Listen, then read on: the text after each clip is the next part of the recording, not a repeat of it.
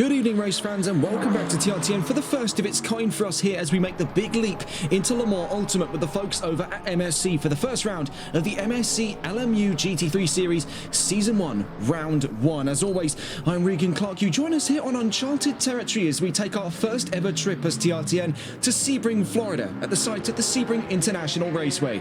Founded in 1950 in Highland County, just on the outskirts of Sebring, Florida, and comprised of 17 turns and 3.7 miles of FIA Grade 2, it's home to the 12 Hours of Sebring that has ran on the year every year since 1950. It also hosts rounds for GT World Challenge America, the Trans Am Series, and Ferrari Challenge North America.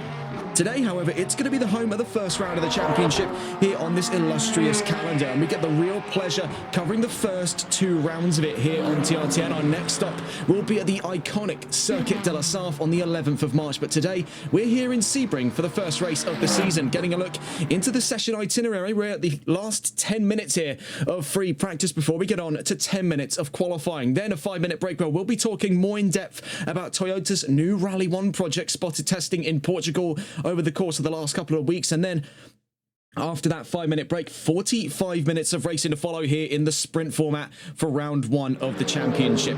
And so we find ourselves on very new ground, brand new technology, brand new game to learn. At the moment, we're on board with Noah Burkhoff with Mercedes-AMG, plenty of new drivers to get used to, but I do spot there a few familiar faces. We'll get round to that in due course. We see here with Burkhoff among 15 drivers in the session here on the trailing end of free practice. 8 minutes left to go. Getting a look at the timing charts then. Fastest time so far as a driver we're rather familiar with here on TRTN, and that being, taking a look there, David Silth of all drivers, now paired up with Lamborghini, still competing with MSA. Of course, they withdrew from console activity for greener pastures over at PC, and now we get to see the fruits of their labour, with the 443 currently leading the timing charts at 202.770, the fastest time here in Sebring, with Burkhoff second, McConville third, that being John McConville, and then Michele Pasqualini in fourth place. Mikhail Simek makes the back of the top 5.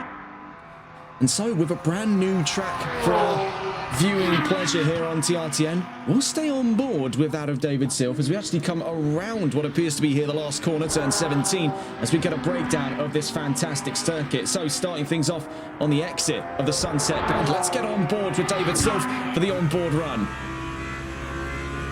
We get to hear that mighty 5.2 litre V10 as we come down the opening straight in towards turn 1. This long sweeping left-hander, very bumpy, very easy to upset the balance of the car. You see the drivers kissing the wall on the left-hand side. Upon the exit then of turn 1, very little runoff to be found. It brings us into this very tight section here, coming up into turns 2 and 3, then into turn 4 as it quickly snakes back in on itself into turn 5. Tightens up a little bit, then opens on exit to give us a much more shallow turn 6 here at the Big Bend.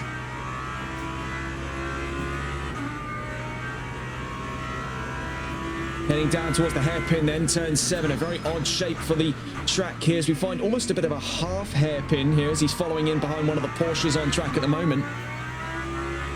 As that stands, I believe that to be, taking a look here, is currently the 9 car, that's Yvert Feather, as we make our way now through Fangio, down in towards turn 10, now to turn 11 at Collier.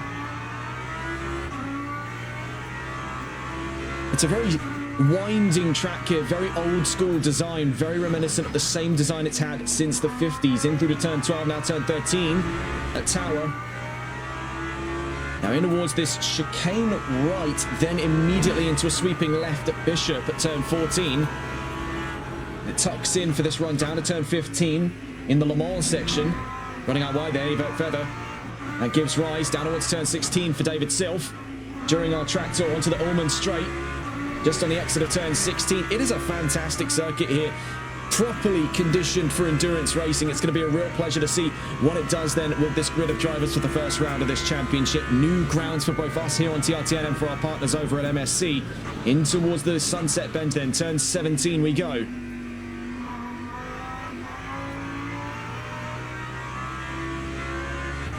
And so then, round towards the line goes David Silth.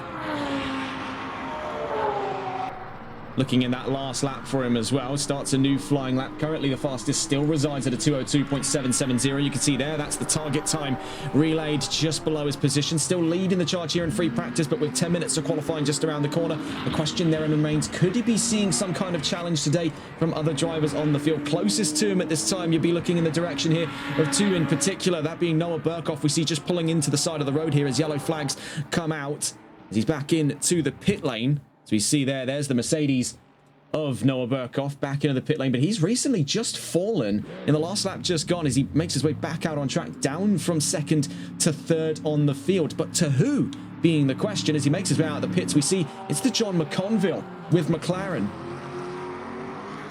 Now, unlike ACC, no balance of performance to be played with here. These are drivers working with the machines in their natural state here for the run around town at Sebring. Really, I am quite excited to see where this develops. Not only is this the first time we make the move on to PC sim racing here on TRTM, but it's also for the first time we're going to be able to visit a legendary circuit next week, that being the Circuit de la Sarthe. We're thoroughly looking forward to that. Starting things off here in Sebring, Florida, already as a grand time in the sun. We see things get incredibly close as well for this one. John McConville, as we see, currently still on a flying lap, having just completed the first sector, currently in the second sector. So we see he is up by 0.2 of a second. Now, the gap he currently has between himself and David Silver, the end of free practice here, just under 4 minutes left to go, is just shy of a 0.1 of a second. 93 thousandths between the pair. As we see, though, for him, slowing down after trouble there in that last corner gone. That was on the run out through Tower at turn 13. Ultimately, he's throwing the towel in on that flying lap. Had a very ambitious start to things, as it shows up there. Sadly, not enough to find an improvement this time around. McConville coming in then.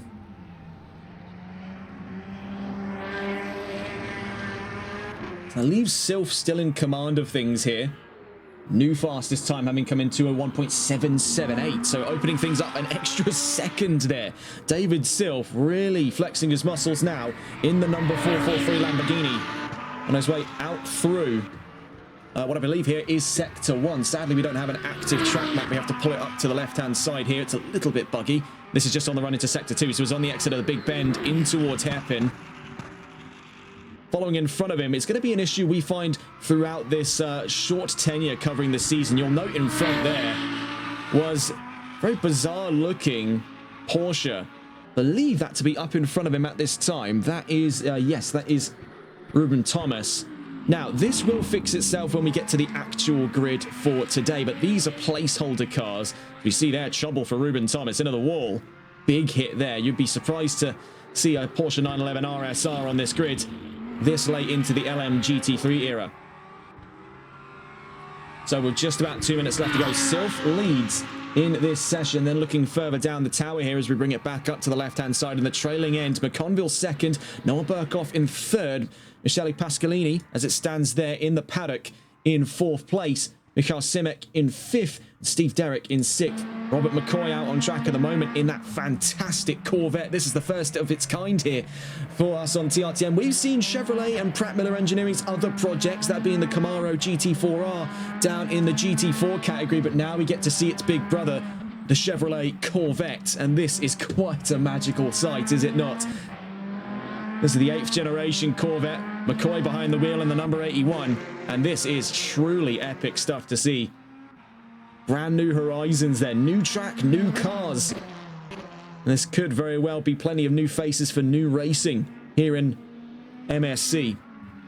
Minute left to go then, McCoy currently 7th. Taking a look at his qualifying statistics at the moment, he is finding himself on green sectors, but calls it quits there towards the end. Wasn't looking to put this as a further time up the charts, but I'd say well within our rights to possibly see McCoy into that top 5 come qualifying in a moment's time here. Currently out on track then, only 2 cars remaining. David Sylph, the current session leader, by 1.084 seconds. And then we also see at the back of the podium for the timing charts here in free practice is Noah Burkhoff with Mercedes AMG. Tobias Sievert asking, can I get a link for the league? You will have to bear with us here. We'll have to message you that privately because our setup for this one is a little bit complex. We can't actually tab out of the game anymore, which is a rather frustrating thing, but and sadly we can't have anyone in chat give that to you. But if you stick around after the race, we'll be able to get that sorted for you, and it would be quite interesting to see what you can do on the grid. We've seen you before, Tobias Sievert, so it's going to be interesting to see what you can do on LMU. The final frontier of sim racing then, PC, finally makes its way into TRTN's line of sight. So we see here, Sylph currently out on track. We're about to see Burkhoff down towards the line. He's at Sunset, down at 17. So we see making his way around the Sunset bend with Mercedes. Question there and remains, can he emerge up and ahead faster than John McConville across the line, then goes on Burkhoff at the end of that last flying lap gone, and stays third at the end of free practice. That leaves David Sylph then secure in his position to hold that fastest lap of free practice, as we see here for the number 443. Coming up around the corner then is going to be the topic of 10 minutes of qualifying. We're very, very curious to see how things unfold in just a moment's time. We wait then, silence falls upon the paddock. A little bit more downtime compared to ACC when it comes to the start of the qualifying procedure, but we're going to be very curious to see the first qualifying in LMU for us here on TRTN. So then, fastest in the session, Sylph, McConville, Burkhoff, Pascalini, Simek, Derek, McCoy, Van der Putten, Feather, and Sojcic. So then we wait for the start of qualifying, just taking a look through the paddock, and there we do see the gloves be lifted. It's a little bit of lag here, do bear with us, as now into the qualifying session we go. You can see it's actually 10 minutes and 20 seconds, so our timers at the top of the screen will show up in about 20 seconds time. We see already movement there. That's Milo van der Putten making his way out. Following behind him is Michael Simek, and Simek, I should say, sorry, and Noah Burkhoff. And then we see David Sylph from behind them, so we can already see traffic making its way down, as now our timers show up 10 minutes then of qualifying. See, allowing them back in front, so Van der Putten just lifting the pedal a bit there on the Porsche to allow up in front. You can see there is Noah Burkhoff, but even further in front of him is Michael Simek. Here for qualifying. No qualifying predictions for this round, so it's going to be curious to see what the drivers do on uncharted grounds, making their way then out of the pit lane, which finds itself actually along the Allman Straight, not onto the opening straight we see here. They actually have to come around that of the Sunset Bend. That makes for very quick, very precise starts to the session here, because they don't have to wait particularly long to get onto a flying lap. It means qualifying is a lot more rapid, a lot more snappy compared to other tracks here. Already onto that flying lap then. We're on board with Michael Simek and Noah Burkhoff. First two drivers out onto the field. We do see yellow flags further down the line, but that's drivers just slowing up and allowing space to each other to give them the room for the start of this qualifying session. Simek, then Simek, I should say, sorry, followed by Burkhoff. Then behind them we see is Milo van der Putten. So then we'll be catching on board with Michael Simek, taking a look further behind him, of course, reveals the same two we mentioned earlier, getting the heat into the tyres. So they are still treating this as somewhat of an outlap. In spite of the fact that they are on to flying lap conditions, they could theoretically take these times as face value for the qualifying session at hand. But, of course, with the tyres still being rather cold, they're going to be spending the majority of this lap just putting heat into those tyres, into those Michelins. And that's going to definitely be a bit of a confusing thing for us to say over the course of this championship, of course, moving away from Pirelli. Now, as logos would have us believe, as a matter of fact, if we go to take a look at another driver just behind them here, this is on board with the likes of David Sylph. Get a little look at the logo along the side there. That is the Goodyear logo. So we don't actually know 100% if he's really using Goodyears, but well, let's say for law-friendly sake, he is using Goodyears, and we're in a multi-tyre championship, much like the European Rally Championships are, with Pirelli, Michelin, and MRF. Could make for some curious stuff here.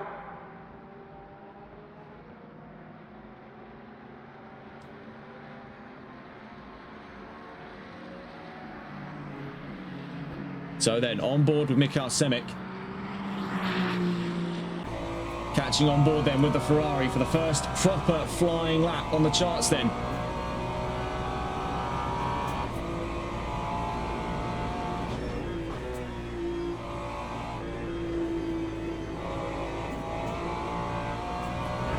You can see he's kept it rather committed there in through turn one. Of course, has to feather the throttle just a little bit here as to not overpower the back end of the car on the run down through turn one. So you see the times rolling in on our charts here. Shows McConville fastest at the moment, but of course a lot of these again are being treated as out laps. That's what puts Simek, I should say. I'm gonna have to apologise privately to Simek. I keep mispronouncing that surname. Sincerest apologies there. But Mikael Simek. Now that's why it shows him dropping down to 12th place, is because the rest of the times are rolling in. His last lap was treated as a invalid lap. So for the Ferrari, it does look bad on paper, but bear in mind the current fastest time to beat is a 2:06. Bear in mind we were seeing times in the range of 2:02s, 2:01s by the end of free practice, courtesy of David Silf.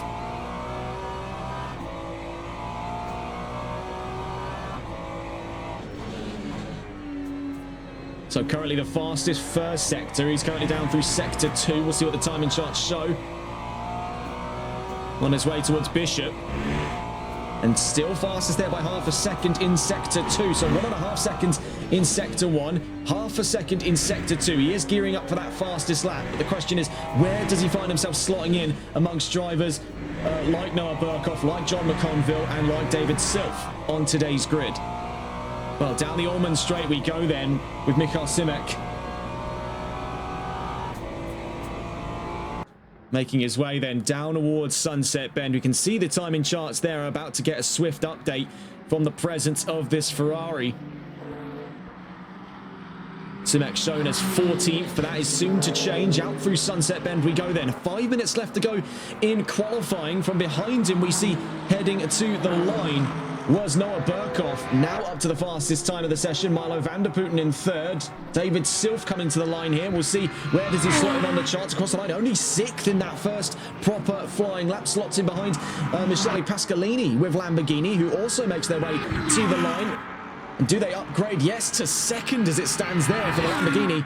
Pasqualini now to 2nd, Simek down to 3rd. We see Francesco Cugino in that last lap, now to 4th. That pushes Milo van der Putten down to 5th. Zolt Kiss just across the line a moment ago for BMW. Puts them 6th fastest, and that pushes Steve Derrick down to 7th. John McConville down to 8th.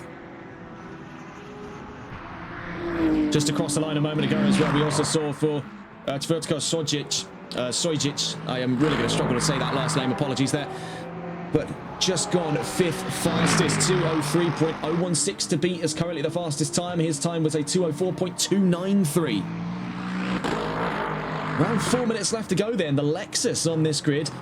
It is an eternal machine. We saw it all throughout our time on Assetto Corsa Competizione. It's no different here on LMU. It is still a fantastic design, a cut above the rest then in thoroughbred GT3 technology. In the LM GT3 era, this car still resides on the grid, where many manufacturers have withdrawn, where many manufacturers have replaced. Not Lexus, they're just not about that. That could soon change, of course. We've spoken the last couple of months about Toyota and Lexus's plans to replace the RCF. This has been on the block here for 11 years now in GT3 racing, being introduced formally in 2015. This fantastic design features a lot of the same strong suits reflected in modern designs today. This is, in fact, I believe, the RCF Evo. So unlike what we get on ACC, this has been a little bit more refined here. A lot of the fat trimmed away on the RCF to make it just even more competitive.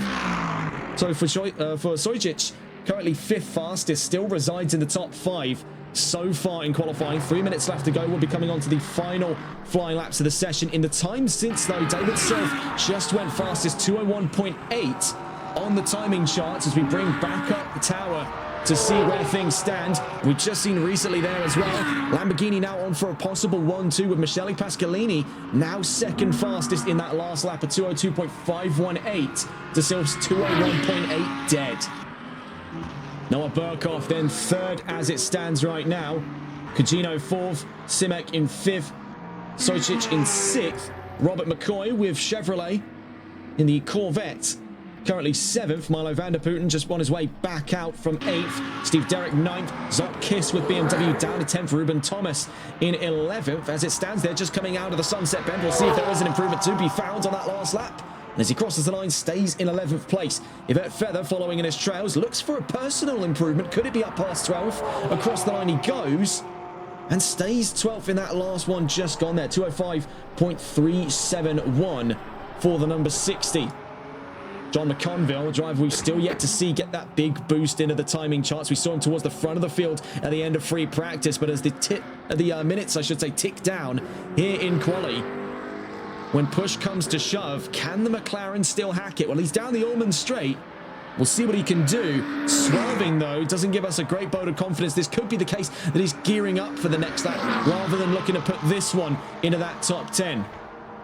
We can see that middle sector left a lot to be desired there, where he was up in his own personal. He did not find any improvement in the middle sector. The third and final is unlikely to prove any different. Presently then, the front of the field, Silf and Pascalini separate by just shy of 3/4 of a second. We're on with John McConville.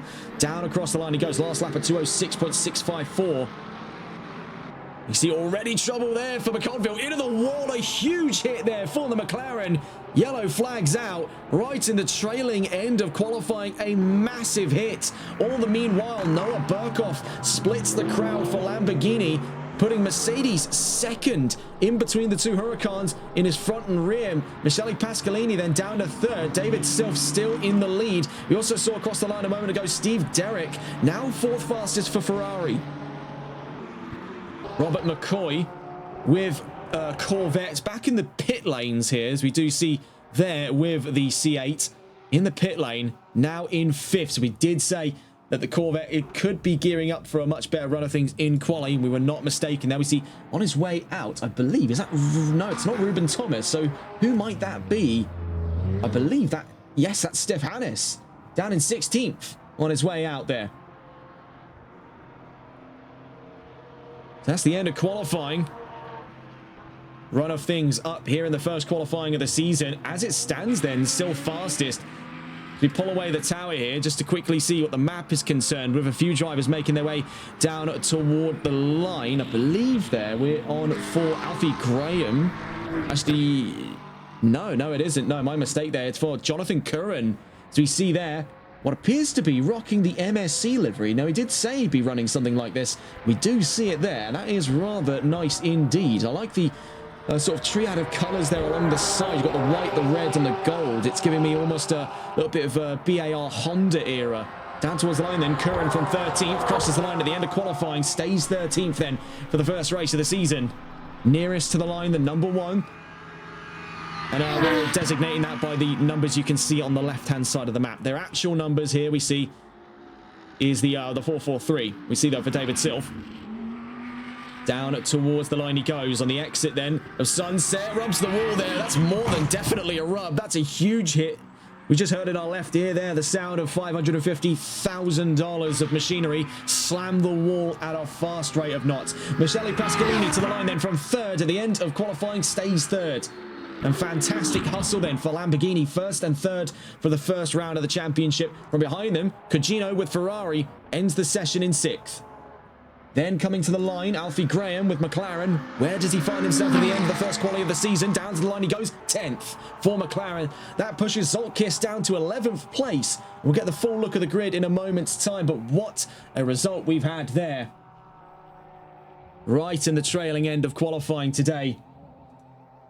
We see there the results of the qualifying session coming up on the left-hand side. We'll get a further look at the grid as it forms up a little later down the line. This is looking on with some of the drivers in the paddock. We see here Alfie Graham, 10th in the session, but leading those times. David Silf, and going down through that order, Burkhoff, Pascalini, Derrick, McCoy, Cugino, Simek, Sojcic, Van der Putten, Graham, Kiss, Thomas, Curran, Feather, McConville, and Hannes.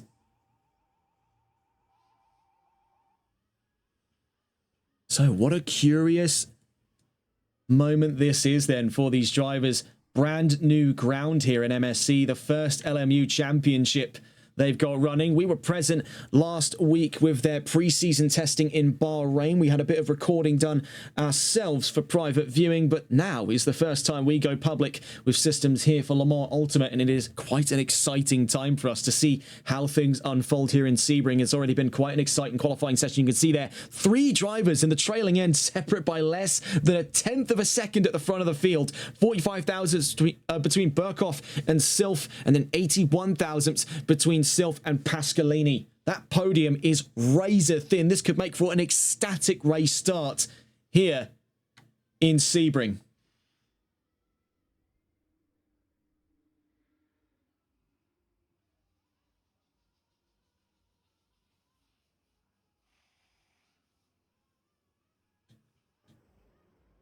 So then presently getting a look at what that grid's going to be concerned with before we get on to the 5 minutes of waiting time here in Sebring.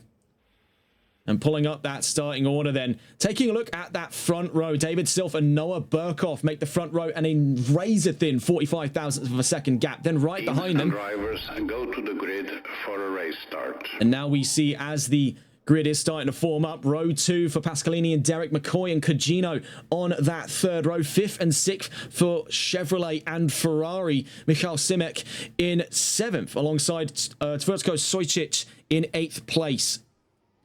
Milo Vanderpoot in 9th with Alfie Graham rounding out the top 10 on that last lap just gone. We saw him up from 13th. Zoltkis down to 11th then because of Graham's time. That puts him alongside Ruben Thomas on the 6th row. 7th row for Jonathan Curran and Yvette Feather. 13th and 14th respectively. Then down to 15th and 16th on that last row. John McConville and Steph Hannes.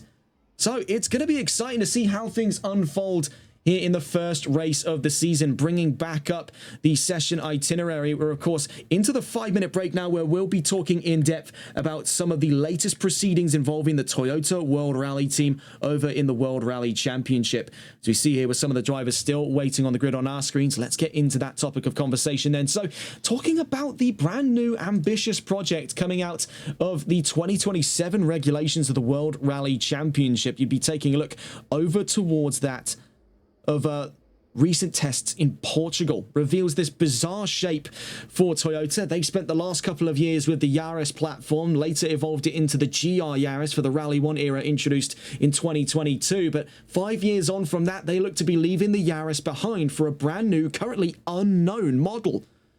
Now, coupes have not been seen in the World Rally Championship since the end of the World Rally Car 2-litre era in the trailing end of the 2000s. That was when we saw manufacturers like, for example, Skoda with the Octavia, Subaru with the Impreza, Mitsubishi with the Lancer Evo. And we even saw a little bit of it there with Seat in the late 1990s with the Cordoba. Now we see its return from Toyota, current industry leaders then of the World Rally Championship. This is going to make for very interesting stuff coming up into the next year. The most radical reforms to the rule set we've seen for rallying in probably the last, I'd say, about maybe 5 to 10 years here, as this is properly opened the taps up on what is possible for top-level rallying machinery. There's a lot of cross-integration with Rally 2 coming in, such as the case for another team we've discussed coming into next season being Project Rally 1. They're going to be using parts from Skoda and their Rally 2, Skoda Fabia RS. And I believe what they're gearing these manufacturers up to do by having that cross-compatibility, such as the case for Toyota, where this is more likely than not going to be using parts from the GR Yaris Rally 2, as opposed to bespoke projects as they've had in the last 5 years with the GR Yaris Rally 1. What this is gearing these manufacturers up to do, though, is to bring a lot more of the current run of Rally 2 manufacturers into the top level. So come to expect to see a response in the next couple of years from the likes of Citroën, from the likes of Lancia, who have just recently launched their Rally 2 project with the Ypsilon Rally 2 this year. Also expect to see arrivals from Skoda and many, many more. This could make for a very exciting turn of fate, but starting things off is this radical new design by Toyota. That rear wing, just pointing out as well, before we get done with this segment, is the same rear wing we've seen on another upcoming Toyota Rally project, the Corolla RC2, set to compete in the American Rally Association Championships in this year. They're set to go toe-to-toe with Subaru Motorsports USA and their Impreza. It's going to make for very exciting stuff in the American theatre, but we wonder whether these two will be seeing relevancy in the World Rally Championships later down the line, where we can see the grid starting to form up here for the run into the race. About 11 seconds then we've got left before the start of this race today. 45 minutes of racing to follow here in Sebring. Taking us away then is going to be David Silf. You can see the rest of the grid there. 16 drivers in all, 8 either side of it. Watching here with these drivers making their way down towards, that's turn 17 down there, Sunset Bend. Of course, we discussed that starting grid just a moment ago. Now we're about to get into the thick of it here, on with David Silf and Noah Burkhoff on that front row. Behind them, we see is Michele Pascalini and Steve Derrick.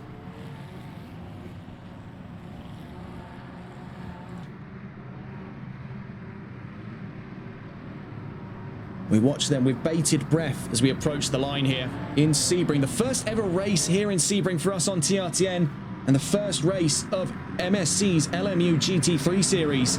Right here, the Sebring Sprint about to get underway. Down towards the line, then we go. 16 cars in all. 8 drivers either side of it on their run down towards the line here.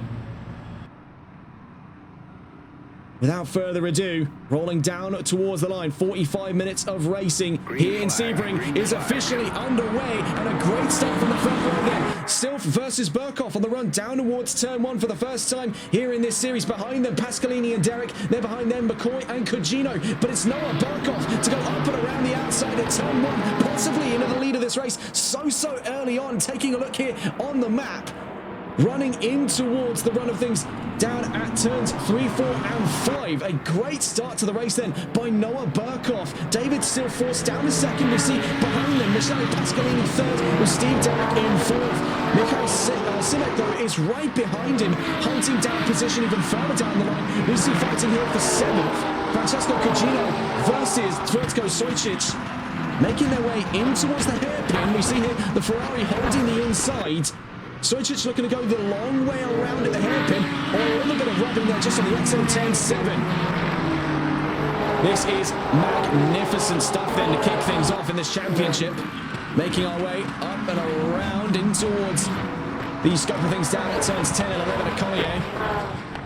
Now we see as well Zolt Kiss getting involved in this fight, but it seems they're in immediate trouble. Zolt Kiss into the wall, yellow flags out. As we see their imminent trouble arrive for the BMW.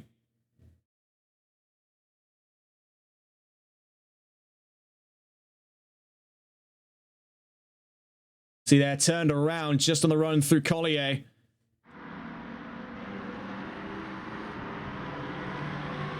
We're back into green flag conditions then. 43 minutes of racing left to go as we make our way onto the Allman Straight. It's Noah Burkhoff from David Silf. We see at the forefront of fighting here, 4/10 and closing between the Mercedes and the Lamborghini. An exuberant start then by Burkhoff on his way down towards Sunset for the first time then. We also see into the pit lane goes Steph Hannes. So 2 drivers in immediate trouble there. We saw for Zolt Kiss earlier on in that incident, but now Steph Hannes into the pit lanes on the mini-map. Bringing up the current scope of things though on the tower to see what things are concerned with after the first lap of racing. Burkhoff from Silf, Pascalini, Derrick, Simek and McCoy in the top 6.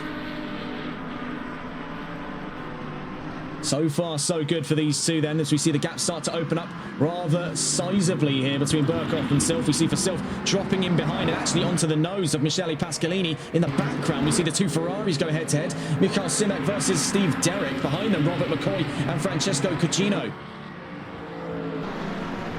We'll stay on board here with this one. On with Michael Simek in his fight as it stands then with... looking in front of him, Steve Derrick. This is for 4th place on the field. Their gap currently about 0.3 of a second.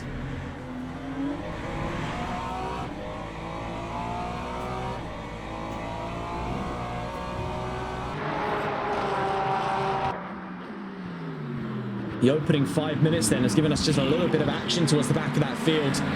With recent incidents we saw on screen there for Zolt Kiss. But Steph Hannes into the pit lane does make for a curious case. We're not sure exactly what's gone on for him at this time. looking up in front just to quickly get a scope of things for the fight amongst the Lamborghinis. Pasqualini versus Silf. Bear in mind, we saw David Silf way back when for endurance racing back in the 4 Hours of Suzuka back in Season 1 of the NLRL Console Endurance Series, was part of that winning crew in such an epic finale in Suzuka. We see now on for a lone wolf campaign here on LMU. Yellow flags out. We do see trouble, but from where is it coming from? We see there it's once again for Steph Hannes. It's looking to be troublesome here for the number 92. Big trouble as it stands then down in Sector 2 for Steph Hannes.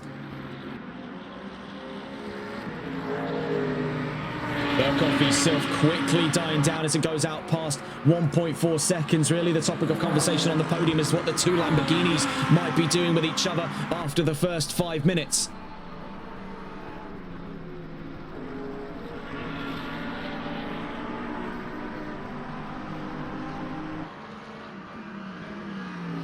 Further behind them, we see Derek v. Simek. Further behind them, McCoy versus Cugino.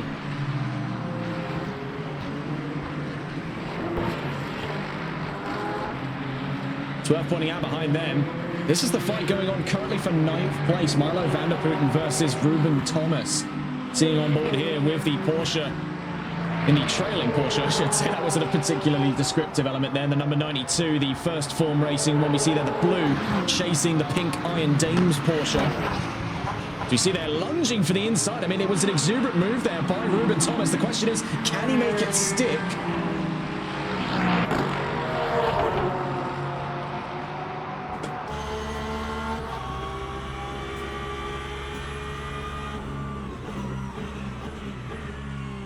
On our way then through turn 10 and turn 11 at Collier. Up in front of them is Sojcic with Lexus. Currently holding on to 8th place on the field.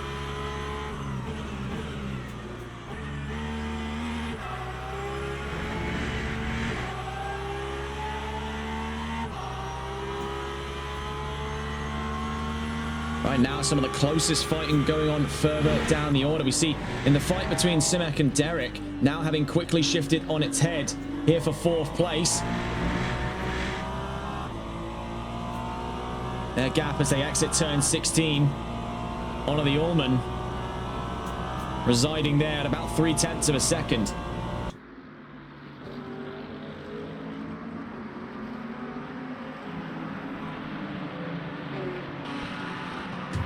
We see the run of things out through the sunset curve on the run down the opening straight, as it were, down towards turn 1. See the physical gap there, no more than about a car and a half's length on their run down towards turn 1. Through to turn 1 they go. Bear in mind, these drivers having to play very hesitantly through that area. They're in the mid-engine machines. Very easy for the back end to get spry and get away from them.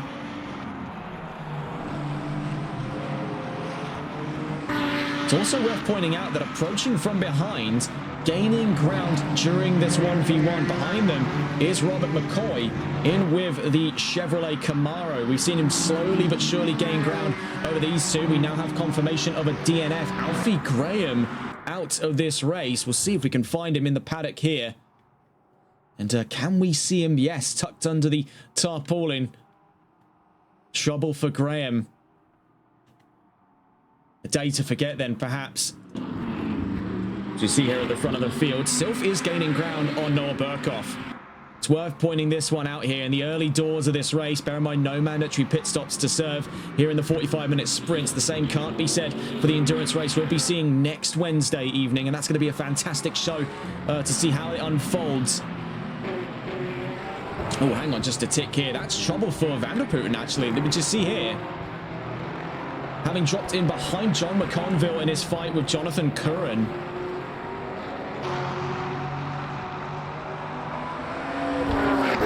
As it stands then, some of the closest fighting out on track. Derek versus Simek versus McCoy. So you see here also McConville versus Curran for 10th place.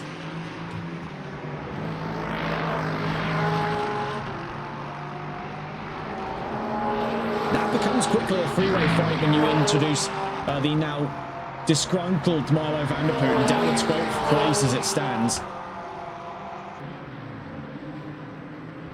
You see here, McConville looking for a leap up the inside. He's got the room for it. Down at turn 17, we have another yellow flag out, but for whom here? As we see with these two drivers going side by side. Ooh, hang on a tick there. What happened for Jonathan Curran? He was forced way down the order. I'm trying to figure out who it was against. Steph Hannes, I believe, had more trouble in that number 92. Very confusing stuff indeed.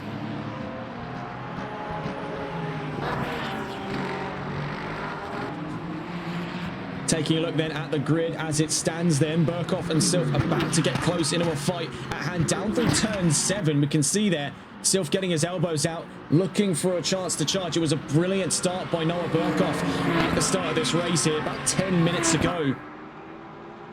Ever since, David Silf has been playing second fiddle in the Lamborghini. That Mercedes has properly lit up here in Sebring.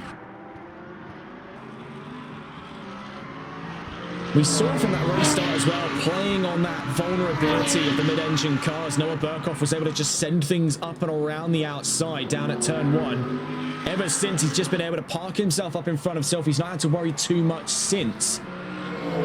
Looking further down the line, just into another fight here, Simek versus Derek. So we see Derek now behind Simek, down to 5th. We also see what the trouble emerged from was also for Robert McCoy earlier on in the race. Still learning all of the systems there. Sadly, we missed on that one. We believed it was Steph Hannes. It was actually Robert McCoy that found trouble in the Corvette. You can see quite a big deal of damage there on the left-hand side. Is that enough to bring him into the pit lanes being the real question? After 11 minutes of racing here, he's already found himself with a stroke of bad luck to kick the season off. The number 81 making his way then down through into the Le Mans section. Very flat area bringing us to the possible run of the pit lane, but he chooses to stay out. Onto the Ullman he goes then out through turn 16. He's got a lot of work to do, not a lot of time to do it. Getting on board back again with the race leaders. Another fight going on all the meanwhile. Ruben Thomas versus Tvrtko Sojcic. This is for 7th between Porsche and Lexus at this time. They're down through turn 1. You can see the difference in vehicle attitude through that first corner between the front engine Lexus and the rear engine Porsche. The Porsche plays a little bit more hesitantly on corner entry, can afford to get a little bit more ambitious on corner exit. It's vice versa for the Lexus. It has to be a little bit more hesitant on a corner exit, but can properly slingshot in on corner entry.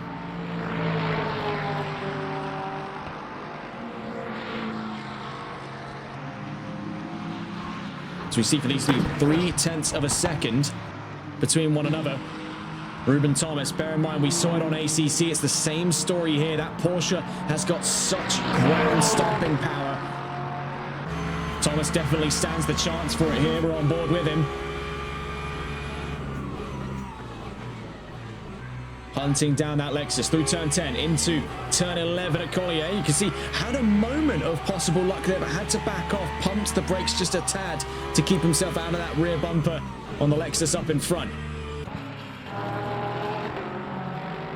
You see though on the run now out through turns 12 and 13 in award turn 14 at Bishop. The Ruben Thomas could be finding his way up into the midst of things here. Second fiddle no longer. Trying to force Sojcic to make a mistake down through the Le Mans section. Turns 15, now turns 60. He's looking actually up the inside here, but will lose out on the run of the Ullman straight in the straight line speed, and that's only confounded further by a less than ideal run upon the exit of turn 16.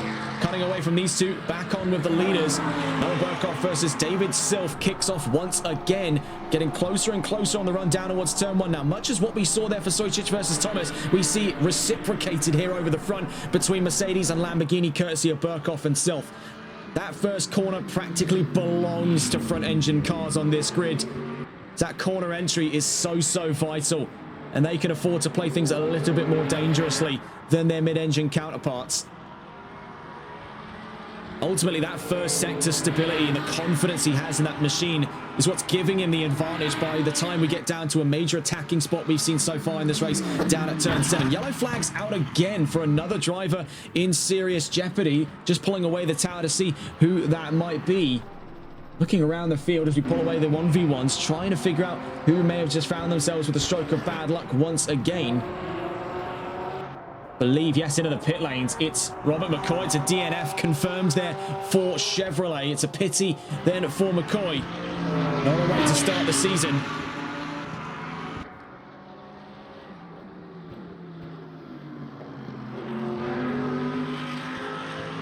So as it stands then, after the first 15 minutes of racing, Noah Burkhoff in the lead, David Surf in second, Michele Pascalini in third, Mikhail Simic in fourth, with Steve Derrick rounding out the top five, Cugino sixth, Sojcic seventh, Thomas eighth, McConville ninth, and Curran in 10th. Looking further behind them, Milo van der Poel in 11th, Zoltkis in 12th, Yvette Feather in 13th, Steph Hannes in 14th, and 2 DNFs from Robert McCoy and Alfie Graham.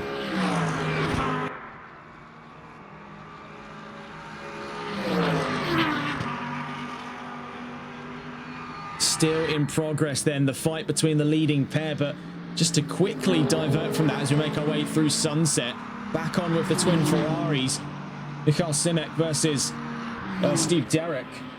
Back in once again for a fight for position here. Derrick looking up the inside, Simic having to go the long way around at the sunset curve, so we see rejoining there now behind as Steve Derrick commits to the send down through sunset, takes position back up there for fourth. So you see here a fantastic camera angle from the Ferrari watching that run through to turn one. Now gaining some ground here on Steve Derrick.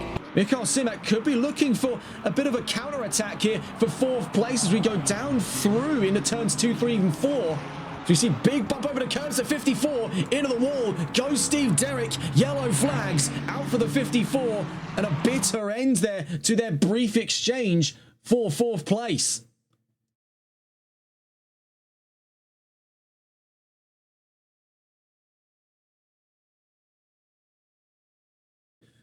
And that is definitely not a way for things to go here for that one in particular. Out of green flag condition, out of yellow flag, sorry, I should say, in a green flag conditions we go. We're on board here with Ruben Thomas, still fighting with Vertko Sojcic, but behind him, John McConville, having made a wing and a poor ascend throughout this race so far, finds himself as we drop into the last 30 minutes of racing to go after 15 minutes already here in round one. Looking within a chance of fighting for 6th place. The McLaren right up behind, but runs deep onto the brakes, down into the hairpin at turn 7. Things have gone pear-shaped for him there, and that opens up the taps on this fight between Sojcic and Thomas for 6th place. Looking here between the Porsche and the Lexus. Now, these two have been at it for some time here on track. Still clashing heads here.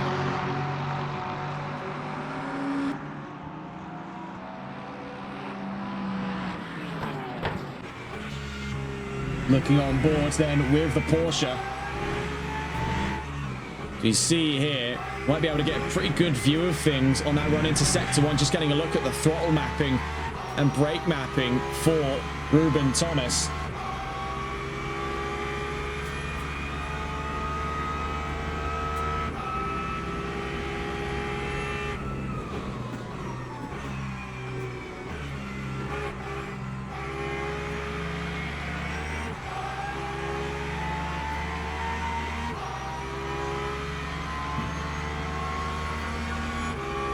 So 28 minutes left to go. You can see how hesitant he's having to be on the run through turn 1. That's quite a surprising factor to consider here for the Porsche.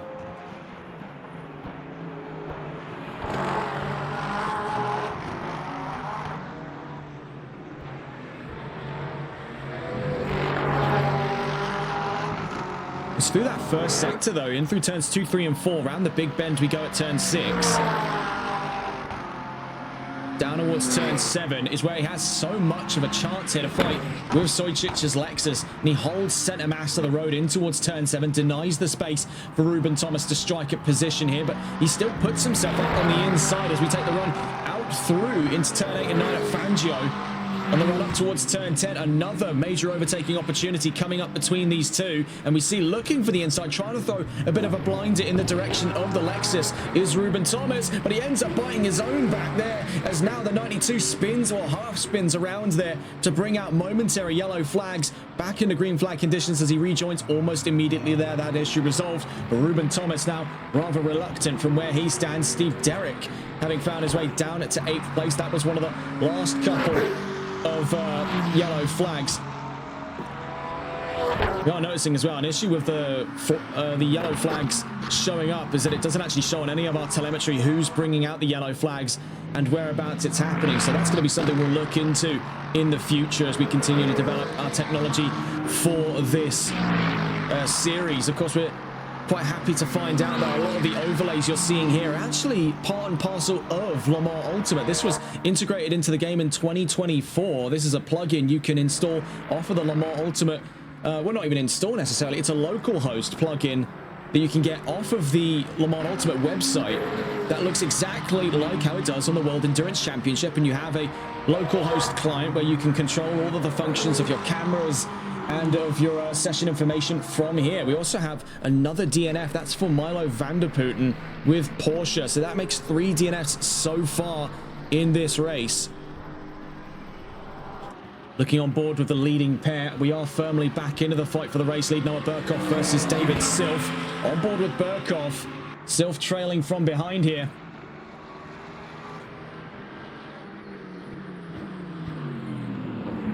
The 666 versus the 443 as we see them take the run now.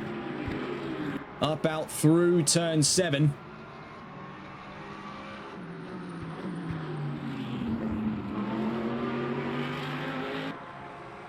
Actually, is this turn 7? Actually, no, this was that was out through turn 10. My mistake there. Very easy to confuse those two in a vacuum from where close up we have on the cameras. On the run down through Bishop in a Le Mans.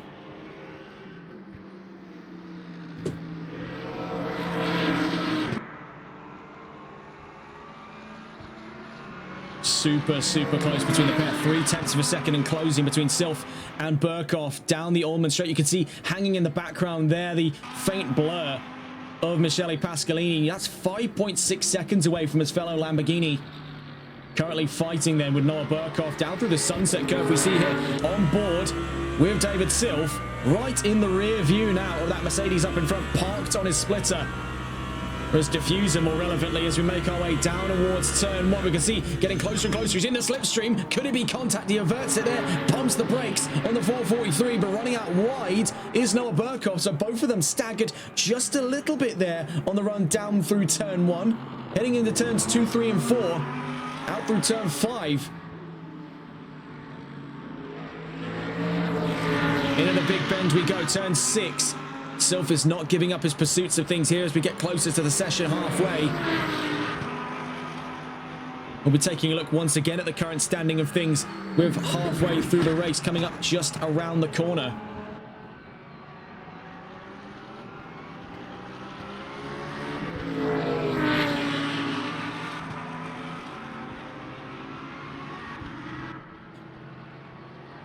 And among this fight going on at the moment, there's also another one going further down the line for 10th place. 2 Porsches head-to-head, Jonathan Curran and Yvette Feather. We see here with Jonathan Curran in the number 001, the MSC Porsche as it's known. Again, a fantastic livery there. We see behind him in the orange, number 60, taking a little bit of the grass with him there just before the run of things down through the, I believe here we're at the big bend, heading down towards turn 7. Yes, we are. Is Yvette Feather. Looking on board though, back again with the race leaders. In through Le Mans, turn 15 and 16.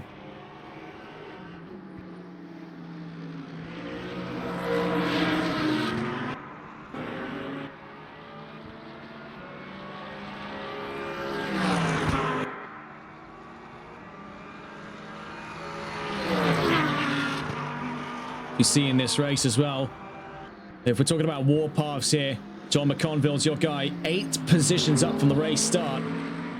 Also worth noting still, 3 positions up, Michael Simek. Up 4 positions, Yvette Feather. 3 positions is Ruben Thomas.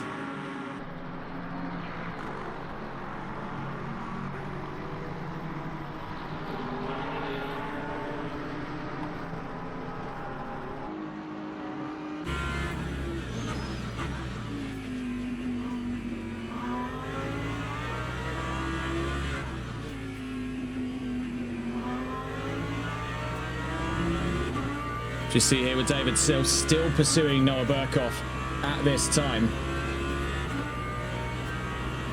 It's worth noting that the fight between Yvette Feather and Jonathan Curran has since flipped on its head, with Feather up to 10th, Curran down to 11th. Into the pits goes Zolt Kiss. We've just seen them request to box, so I believe into the pits shortly will be the BMW. We'll go to take a look on board with them in a moment's time. We're still on board with the leading fight here between David Silf and Noah Burkhoff as they make their way down towards turn 10, in towards turn 11 at Collier, up towards turns 12 and 13 at Tower. This winding middle sector plays in great parallels to the winding first sector, and it's rife with opportunities for drivers to get right up close and personal to one another here in this race. Running in towards Le Mans, this is an area where Silf has been gaining a lot of confidence recently in his pursuits. Burkhoff has been learning off of that Mercedes in front of him, trying to pick up on where he's most vulnerable, trying to see where he can use things to his effect with Lamborghini.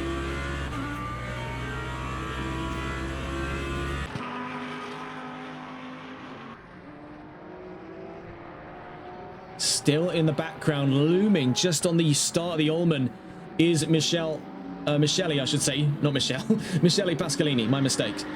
Still learning a brand new grid of drivers here. The only familiar faces, Jonathan Curran and David Silf. Those two we've seen in various other walks of GT racing over on Assetto Corsa Competizione. We did see, though, in the preseason testing, promising signs by Burkhoff.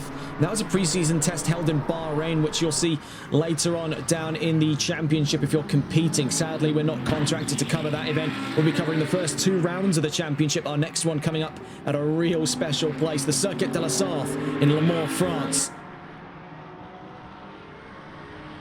To drop then past the halfway mark, taking a look at the current result of things here. And seeing from the second page, as we see now laps traffic creep in. So Zolkis did come into the pit lane as it stands. So we see them towards the back of the field. They're 13th. Stefanis in 12th. Jonathan Curran in 11th. Looking up in the scope of the top 10 event. Feather in 10th. Ruben Thomas 9th. Steve Derrick in 8th. And Tvertko Sojcic in 7th. John McConville in 6th. With Francesco Cugino in 5th. Michael Simek, I should say, sorry, in 4th place. Michele Pasqualini 3rd. And as we're watching here, Silf 2nd. Burkhoff in the lead.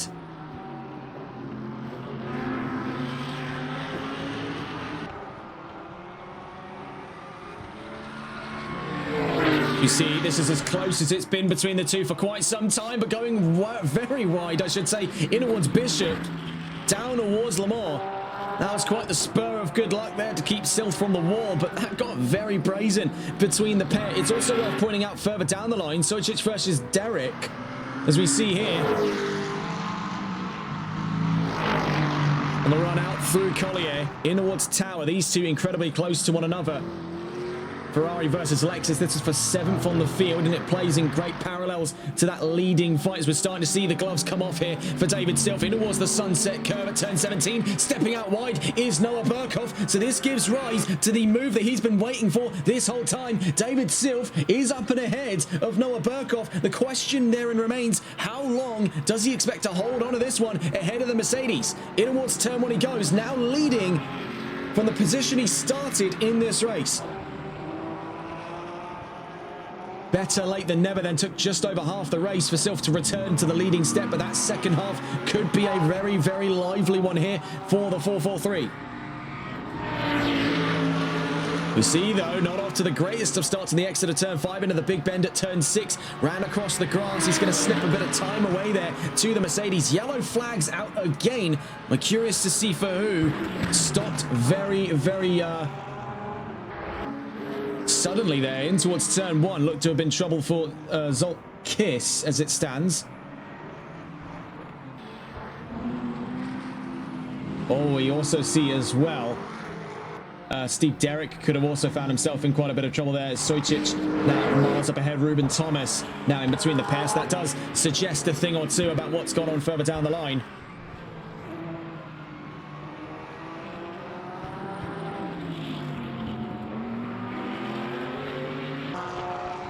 I suppose whilst we've got the opportunity here, the fighting's still ongoing at the front of the field, it's worth going to take a look back then and having a look at a very unique little feature of this game, and that's the currently looking at it here, the timeline function. So we're actually able to go back and take a look here further down the line as to what happened potentially to have forced him out of commission. So this is rewinding back a few in this race. And there, that's where the problem started. So this is down through Sunset. Yeah, clip the inside wall. That's what ended up happening for him now. As we cut back on board with Steve Derrick. That's a fantastic little feature, but it's just a bit visually jarring at times. Back on board with a leading pair. Bear in mind, Noah Burkhoff has not lost ground, really, since dropping down a second. He is still glued to the Lamborghini up in front.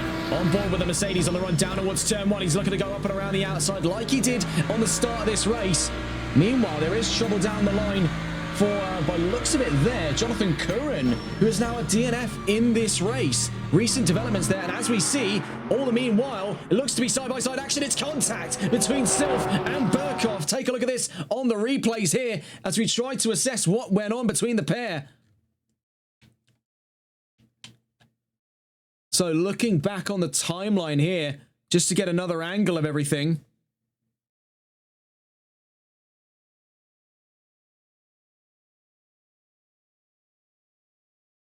We saw as that incident played out in front of our eyes. This is the in-depth look of it, so this is not live footage you're seeing, but this was part of that fight from earlier on between these two. Now we're going to slow things down for the run in towards turns 2, 3, 4, and 5. Perhaps a little too slow here, but it will give us the opportunity to take a closer look at everything. And so, and this is a wonderful little feature we see here, the free move system. I will be brutally honest, it is taking a little bit long here, but you see up over that curve is where it started for him. Tapped there, the number 666. That's ultimately what pitched him in towards the wall as it stood there.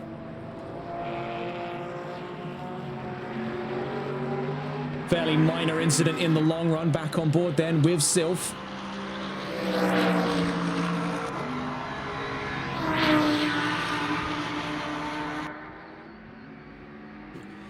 So as it stands then, Noah Burkhoff in the lead. Sylph now down to second place after their incident at turns 2, 3, 4, and 5. Michele Pasqualini still third place, still on for a podium to kick the season off. Nothing to scoff at there from Lamborghini. Michael Simek in fourth place up ahead of Francesco Cugino. Those two still relatively close to one another.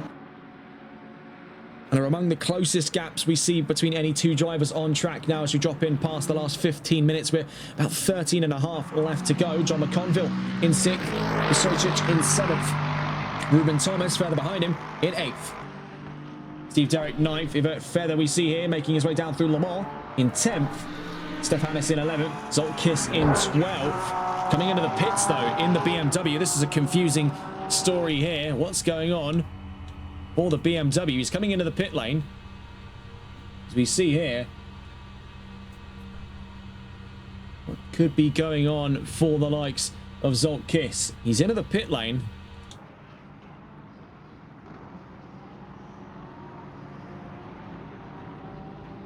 Now, is it a case where he's perhaps serving maybe, I don't know, a drive-through penalty? We don't get informed, sadly, of any race control decisions. I think perhaps that's what this flag at the top of the screen might indicate. You see there, it was a drive-through penalty then for Zoltkis. He's on his way out. Oh, back on board then with Noah Burkhoff. Bit of a bump for him there.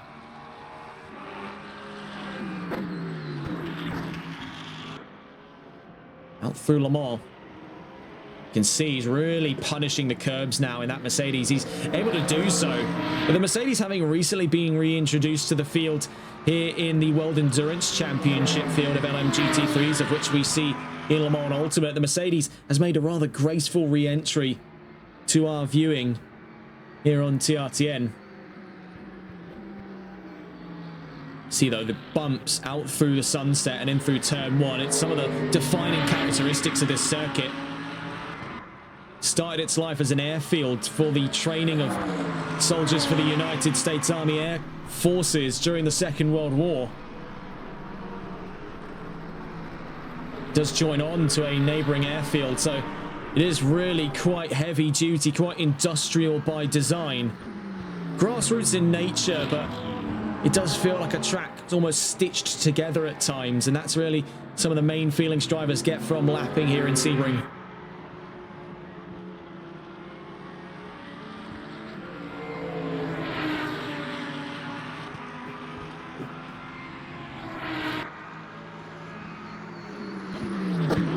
Worth pointing out here for David Silf, he is getting closer and closer to Noah Burkhoff, so much so we would consider it once again a battle for the lead. Currently, as we see there, dropping in beneath 0.4 of a second, so Silf is gaining considerable ground here in the Lamborghini, heading down through to turn 10, then into turn 11, almost immediately on that hook round to the left at Collier. Then into Tower, turns 12 and 13. Both of them clipping that inside. Also into the pit lane at this time, Yvette Feather, just on the exit of the pits as we speak. 10.5 minutes left to go then. Things look to be hotting up for once again a fight amongst the race lead. Mercedes versus Lamborghini. These two have swapped hands for position already a few times in this race. Let's see what they can do with 10 minutes to the line. Yellow flags were out there.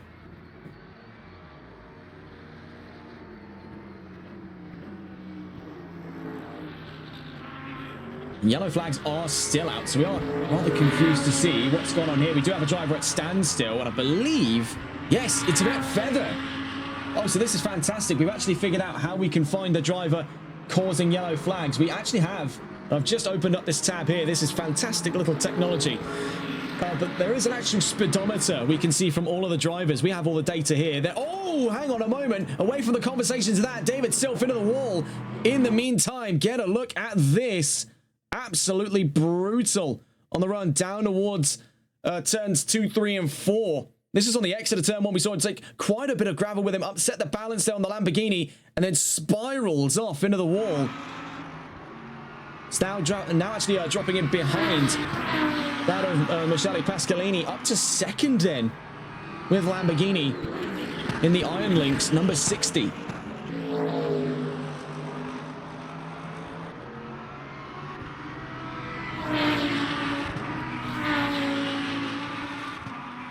Things looking definitely a bit worse for wear here for out of David Silf. You can see part of the damage there up over the front. That was quite the hit against the wall. Out through turn 1, he's down to third place. Still holds on to his chances of a podium here in Sebring. You see further down the line the possible reignition of a fight between two Ferraris. This time Francesco Cugino versus Michael Simek. Those two, as it presently stands, 1.3 seconds away from one another. Noah Burkhoff has really been served somewhat of a Deus Ex Machina here. He's now 5.5 seconds up the road from Pasqualini. Up through the Le Mans section at turns 15 and 16. Onto the Ullman straight he goes, with 8 minutes left to go in this race. So taking a look with the last 10 minutes rolling in, actually the last 8 minutes more relevantly, Noah Burkhoff leads up ahead of Pasqualini. Silf down to third after that recent crash out through turn 1. Simek in 4th, Cugino in 5th, McConville 6th, Sojcic in 7th, Thomas 8th, Derek 9th, and Hannes in 10th place. Looking into that second page, it's a bit of grim tidings here. Only one driver on that second page still in this race, that being Zolt Kiss in 11th. Then it's DNFs down the board there from 12th to 16th. Feather, Curran, Van der Putten, McCoy, and Graham. Brutal, brutal stuff here for the first round of the championship.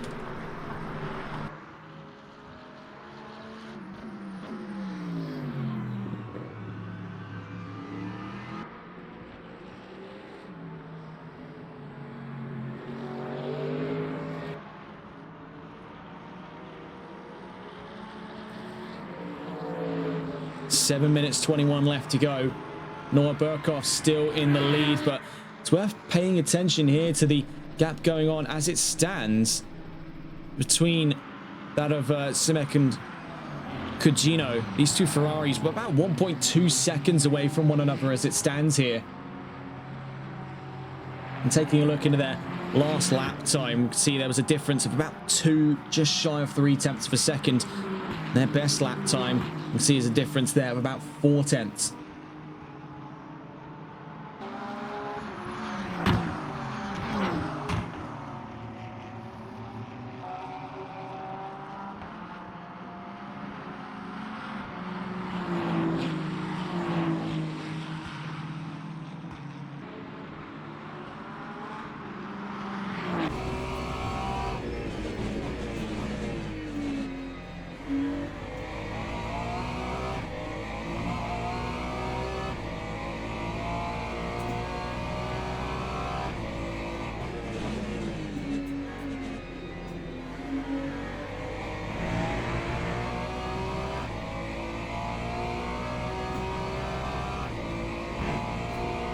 It's also worth pointing out, as you see here, Steve Derrick versus Ruben Thomas. This is the ongoing fight for 8th place. We have 2 fights playing out in front of our eyes here.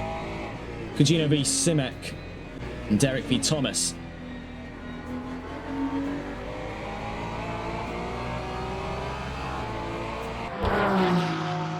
Quickly stay on board here with Ruben Thomas in the Ferrari, hunting, not Ruben Thomas in the Ferrari, Steve Derrick in the Ferrari hunting down Ruben Thomas in the Porsche, I should say. The run out through the Le Mans section, turn 15 and 16, down towards the Ullman Straight.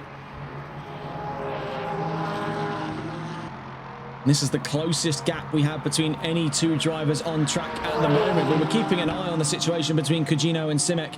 Now we see here Derrick much, much closer to Thomas. 5 minutes then left to go here in Sebring. What has been a rather brutal start to the season for quite a few.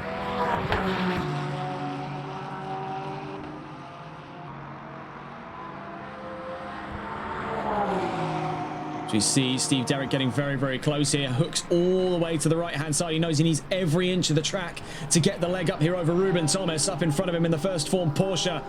In 8th place, he's got the send for it, so downwards turns 2, 3 and 4. What can he make of it? Backs off earlier onto the brakes, allows the Porsche to run himself out of ground, very nearly takes himself out of the runnings by clipping the curb over the left-hand side. Hesitation there by Steve Derrick, but it's actually saved his bacon in terms of that fight for 8th place, as if he tried to commit to things side by side with Thomas, it would not have ended so well between either of these two. 4 minutes 16 left to go here in Sebring. Down towards the hairpin we go between Ferrari and Porsche.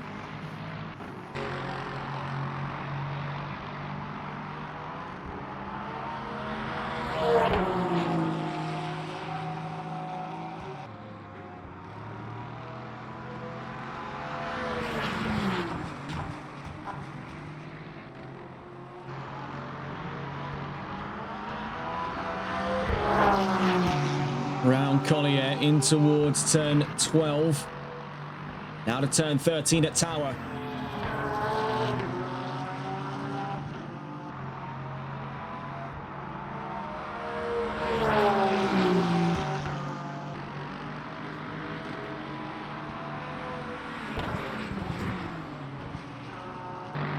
Into the Le Mans section.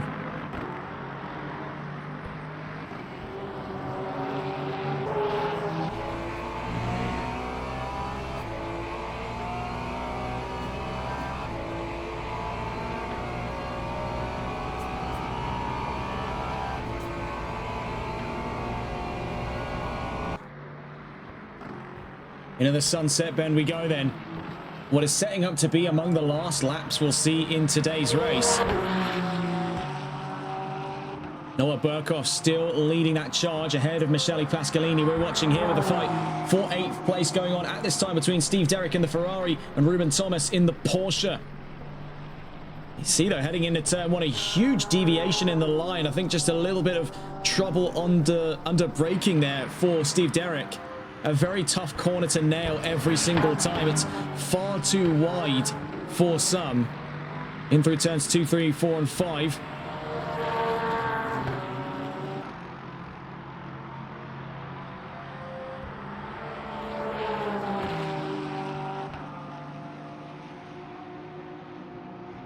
Heading out through turn 6 of the big bends towards turn 7 at hairpin. Let's see how things unfold. This will be among the last fights we see today as two of the closest drivers. Now, it is also worth pointing out alongside all of this, we are seeing advances here for Kujino v Simek as their gap momentarily fell to within a second of one another. The two Ferraris could yet still go head to head.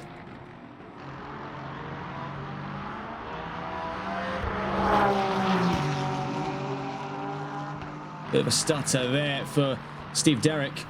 Up and around the run of things down at Collier's.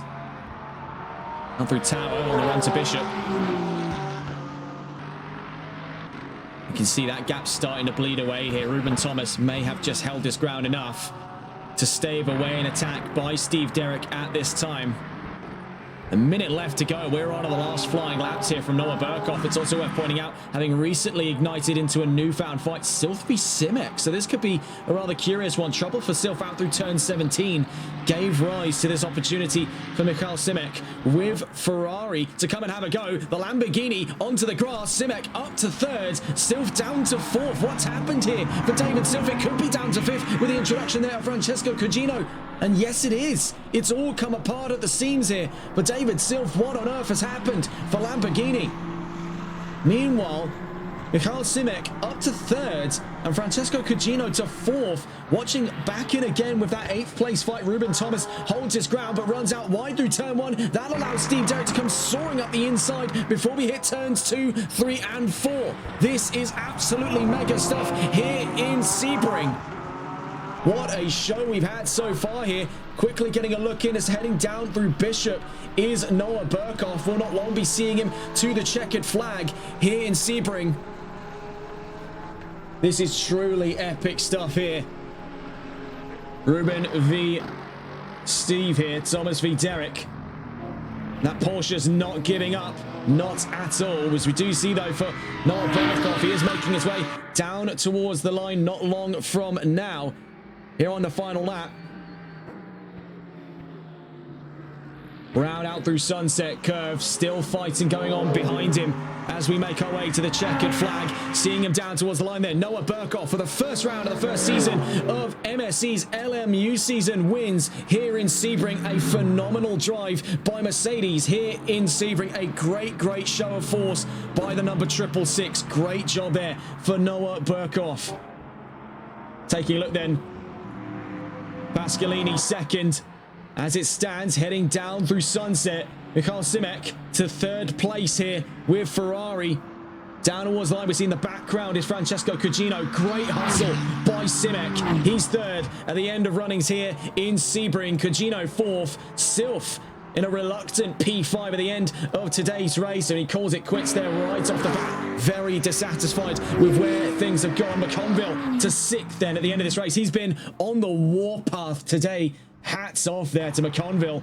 Sojits to 7th, but let's go on board here as we saw that move that kicked off the final leg of this battle for 8th place. And who does it land in the quarters of at the closing moments of round 1 of the championship? It's for Steve Derrick with Ferrari. Great drive between him and Ruben Thomas to give us a spectacular fight at the end of racing here in the opening round of the championship. Stefanis looking at 10th place there, and Zoltkis in 11th. What a show of force we have had here today. Here in Sebring, taking a look then at those results. Noah Burkhoff, your race winner here in Sebring. Michele Pasqualini second with Michael Simic in third. In third. Francesco Cugino in fourth. David Sylph fifth. John McConville in sixth. Sojcic in 7th, Derrick 8th, Thomas 9th, and Hannes in 10th. Looking on at that second page, Zoltkis in 11th, and then DNFs for Feather, Curran, Van der Putten, McCoy, and Graham. Well, what an interesting opening race we've had here on Le Mans Ultimate, the first of its kind for us here on TRTN. We hope that you bear with the majority of technical issues we've had over the course of today's race. But what an exciting start to this season. We are thoroughly looking forward to seeing how it follows up. The next round of the championship comes up just a week from now. 90 minutes of racing at the Circuit de la Sarthe in Le Mans. We thoroughly look forward to this one. Until then, that's all from us here on TRTN. Our next broadcasts come up this Saturday. We've got a triple header of events coming up out of HCCL, AXRL, and NLRL. Do look forward to that one. That's all from us here. Take care. Good night.